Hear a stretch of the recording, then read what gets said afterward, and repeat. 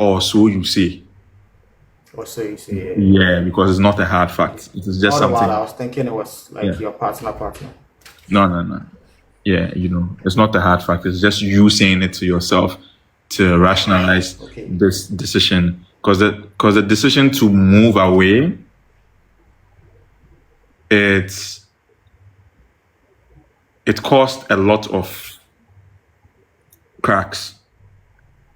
Because the pen and paper had a whole team built around us, from managers to what it was a whole stylist, what is a whole team.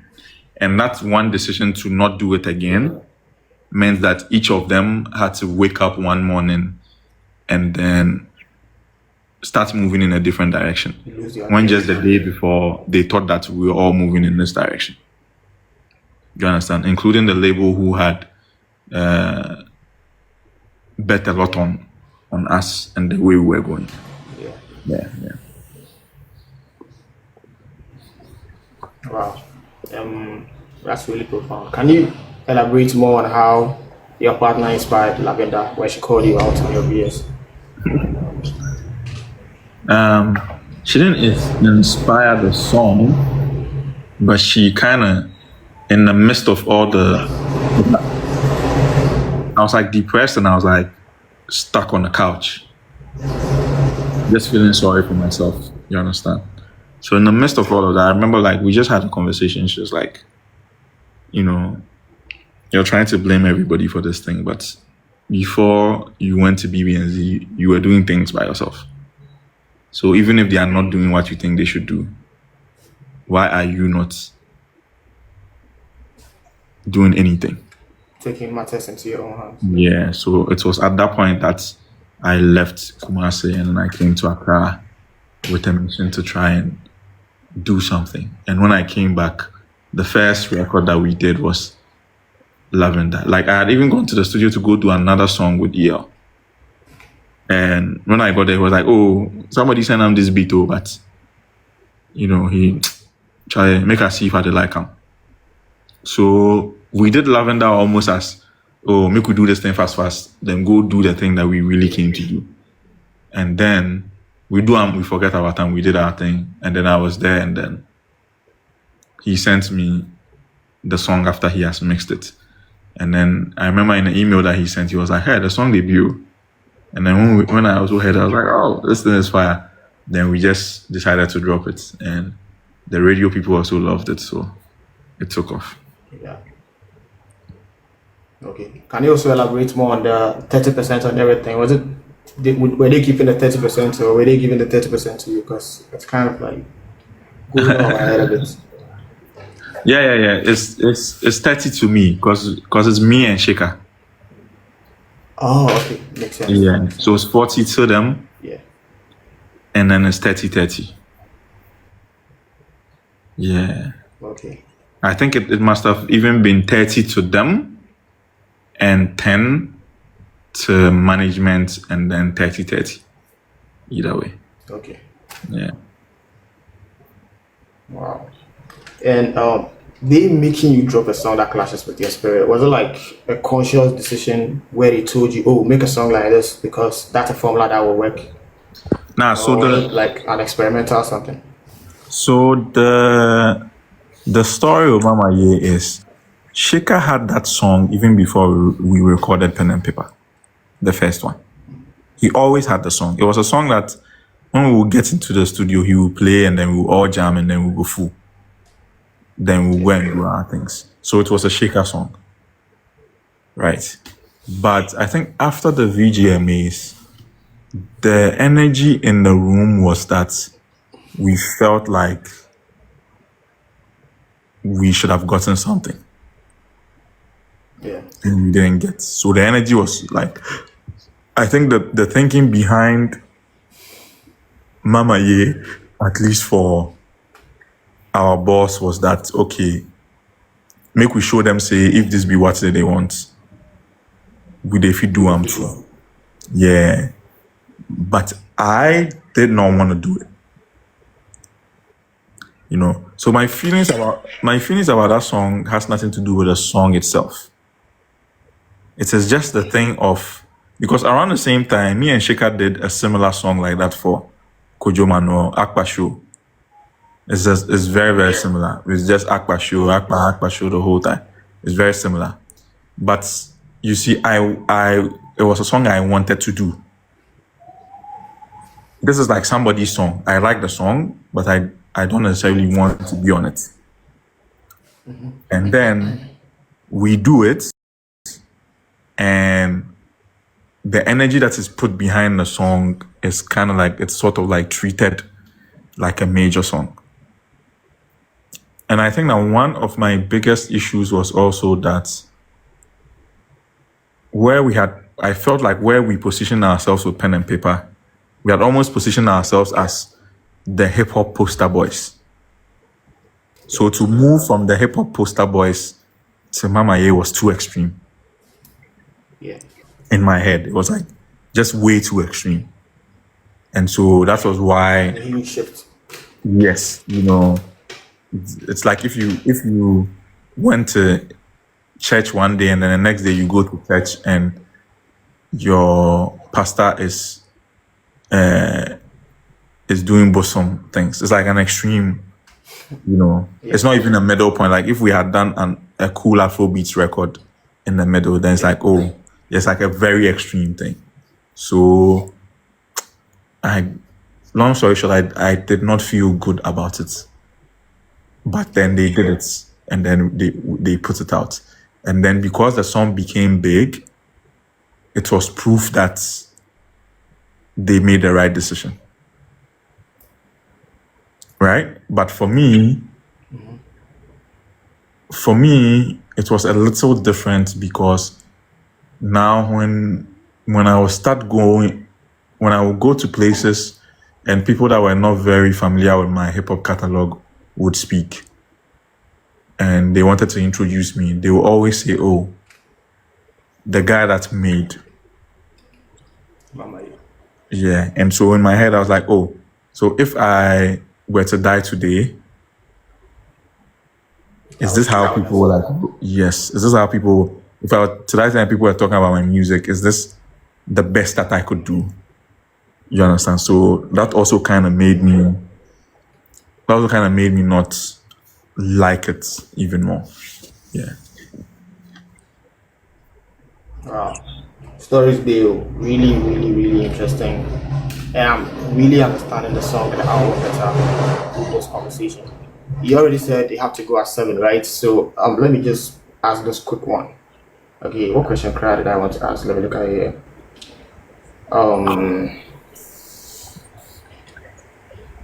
Wait. Okay, let's just talk about Shaker. So you having to part with Shaker is like, see, something like that happened before between him and Black Kevin, alright? And I was like, okay, I listened to the song and I remember that incident and I was like, wow, the Shaker, like, does he have the worst luck or what? But then he still seemed cool and he produced 2 songs on the album. I think the difference between the 2 splits is that in Kevin's case, he did not even know Kevin was going. Yeah. Like they had recorded an album together that they were supposed to drop. And then he woke up one morning and Kevin had dropped a music video and gone viral and had left the label.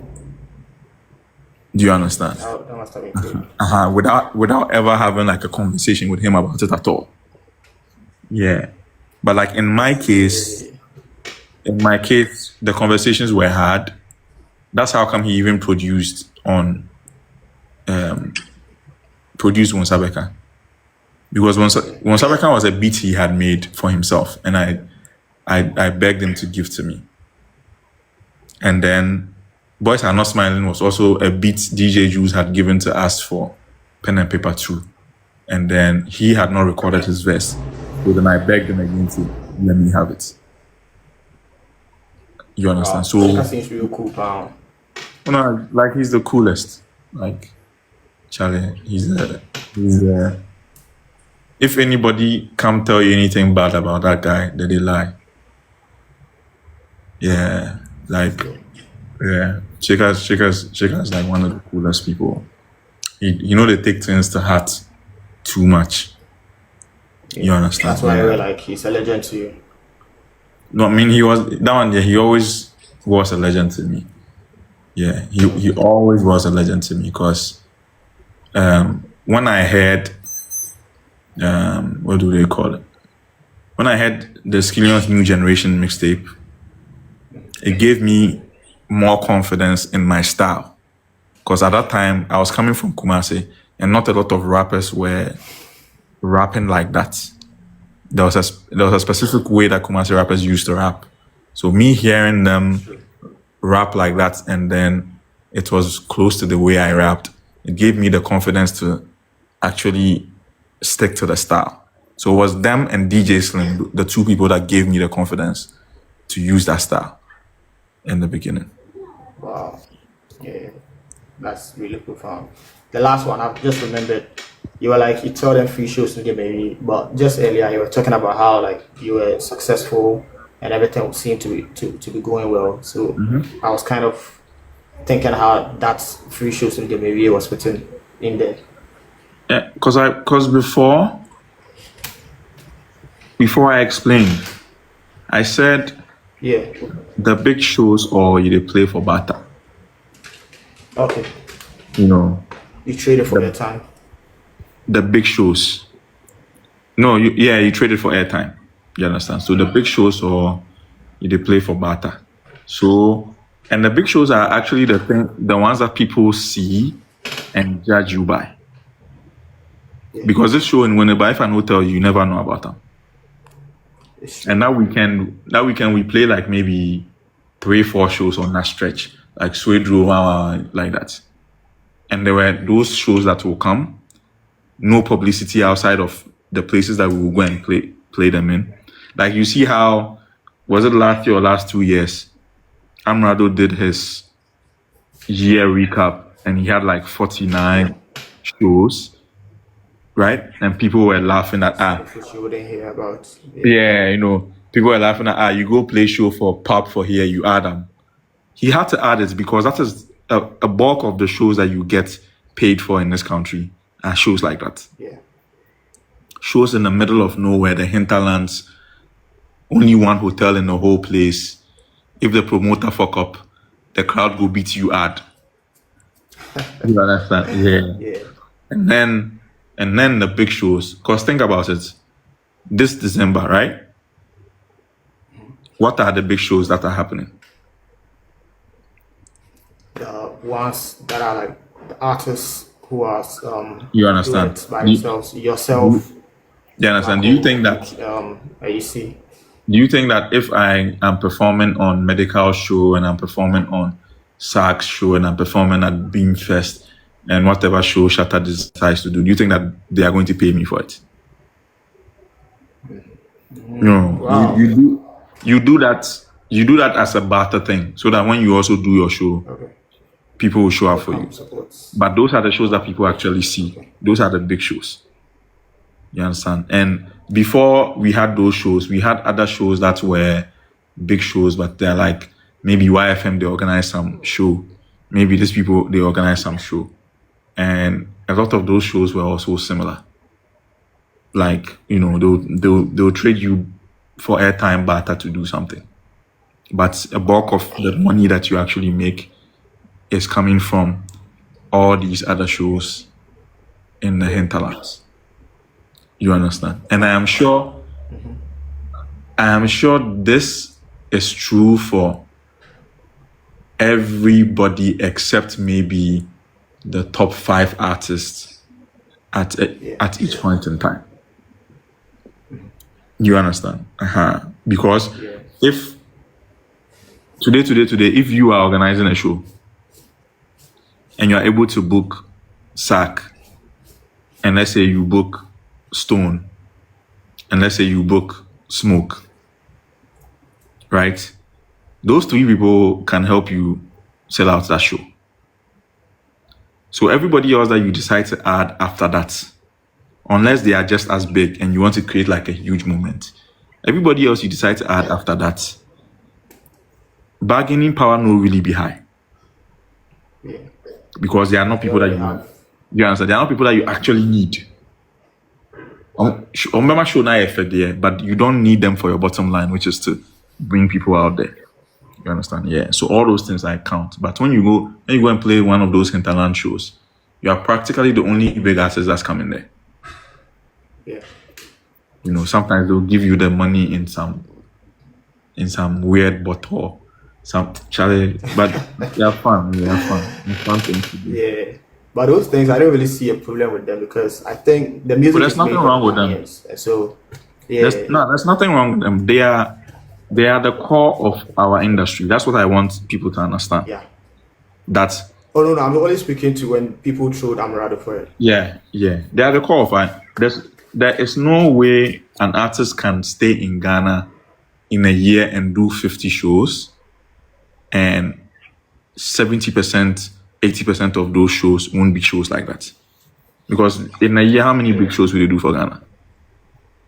It's true. Yeah. It means that you could do, in a year, you could do like 10 shows. And out of those 10 shows, 3 or 4 of them are shows that you did for your colleagues for free. And maybe one of them is your own show. Most of the shows are planned around the holidays, and so they are not. Yeah. You understand? Yeah. Like right now, I think Afro Future Tidal Rave. Yeah. You understand? Think of shows that are not like artist headlined in the past like 2-3 years. Yeah. So those are the places that you are going to. Those places are our industry, whether we like it or not. So we cannot laugh at the artist for going to play shows over there at all. Especially if we go play shows at pubs in Europe and stuff. Yeah. If you're playing a 50-person pub in Amsterdam, why can't he play a 3,000-person pub in Konongo? You understand? Yeah. Given that it's your country, especially in the people for whom you make the music. Yeah. All right, Kojo, this has been really fun. It's already 7. I know you want to leave. I really want to pull up to the concert, but I'm in Kumasi, but I'll try my best to come. Yeah, I'll let you know. Try your best. Yeah. But are we going to see a performance of both for my brothers and this one, or is it going to be more focused on Kani? No. It's going to both of them and even some older songs as well. Then Yeah. Man has to pull up. It's going to be an amazing night. I can tell you that. So if you are here and you haven't bought your tickets yet, please go and buy your tickets. Yeah, because Mago, are you hearing? I need everybody there. Yeah, I need everybody there to experience that night. Yeah. Q is one of the few people who really cares about the crafts. And so when you go there, you are expecting an actual performance. And your mind is it's an actual performance that is like guaranteed to make you experience live. It's live band stuff, so I can't even. You see. I can't even mind if I wanted to. So definitely. Yeah. Kojo Q, thank you so much for this opportunity.